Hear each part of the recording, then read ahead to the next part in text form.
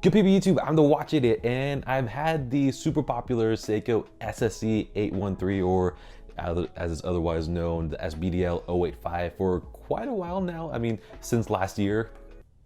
Yeah, I'm that guy.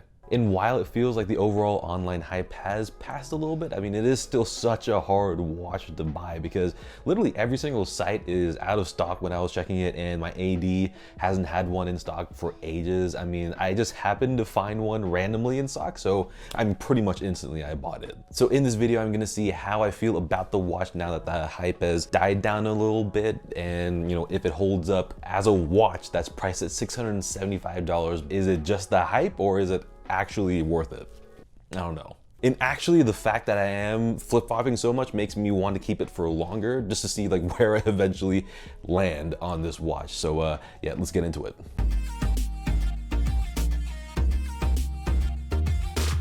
Okay, so let's do the numbers first, and the most notable measurements are, of course, the case width of 39.1 millimeters, the thickness of 13.5 millimeters, and the lug-to-lug length of 45.5 millimeters.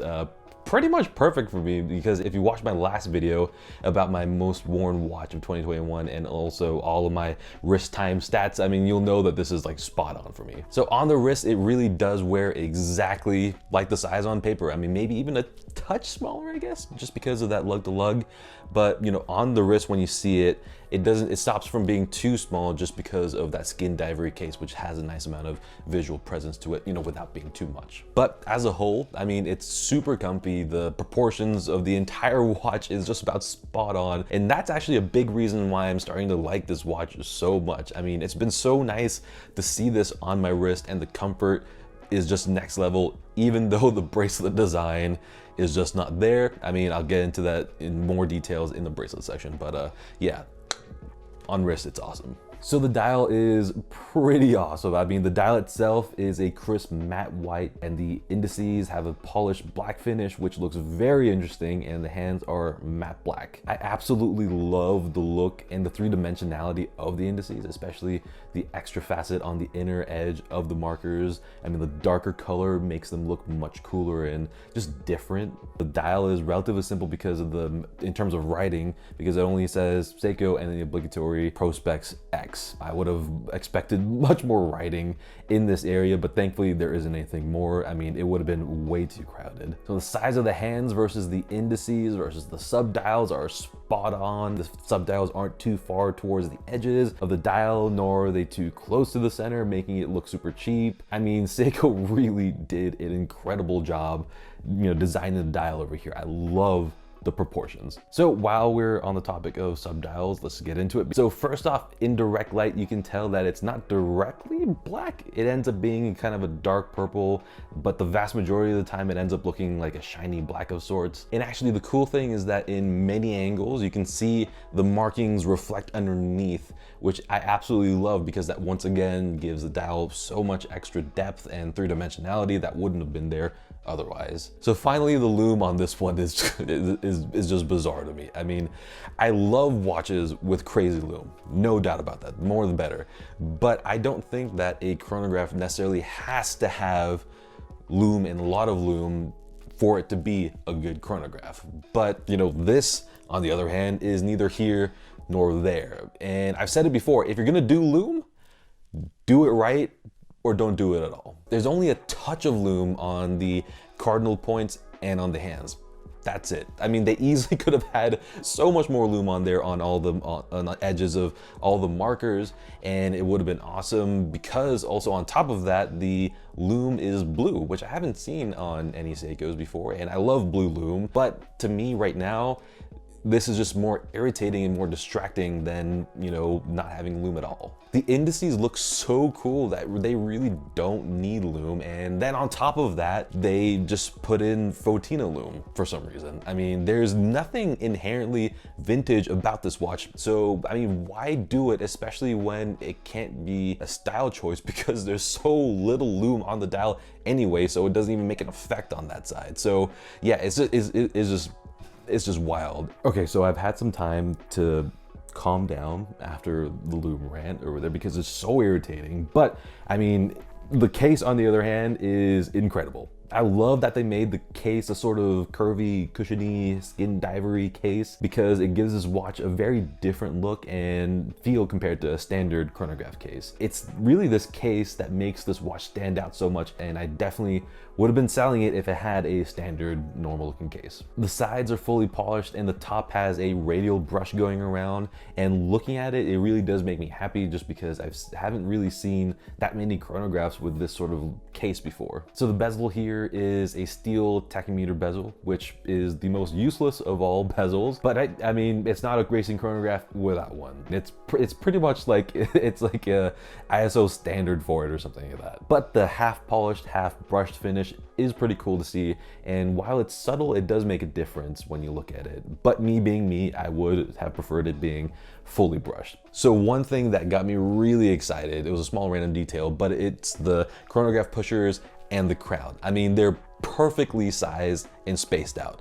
I mean, sometimes quartz chronographs can have puny pushers, but here they're big and robust looking, and the crown, while not screw down, is big as well. And on top of that, the ends are radially brushed, which look really, really good. I absolutely would love to see these sort of proportions on any chronograph, I mean, out there. It's an absolute triumph. So onto the bracelet, and it's a bracelet.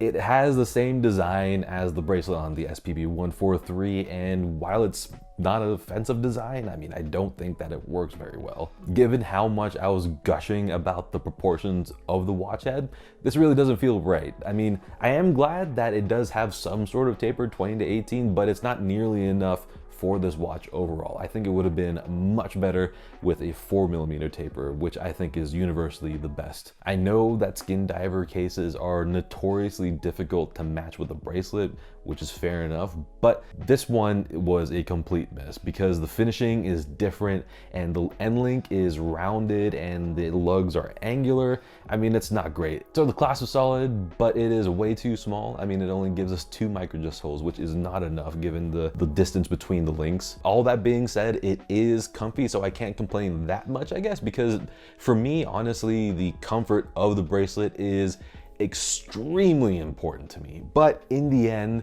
it is a $675 watch that I got for much less than that, thank God. But I mean, this bracelet does not match the price tag. It's just Seiko being Seiko, I guess. But there is one thing that I am really looking forward to is, since this watch is proving to be, so popular, I'm pretty sure that Strapcode or maybe Uncle Seiko will eventually make a bracelet for this, and that would be an absolute game changer because seeing this on a thinner bracelet with a 4mm taper would be absolutely incredible. And yeah, that's actually yet another reason why I'm leaning towards keeping this watch, just because if a bracelet does come out for it, I'm gonna want to see it and experience it because I think it's gonna look really cool. So this has the Seiko V192 solar quartz movement, and I'm happy with it. It is what it is. It does the job well, but there are some things that are probably gonna irritate those of you who don't like quartz movements. The first thing is that the seconds hand in the subdial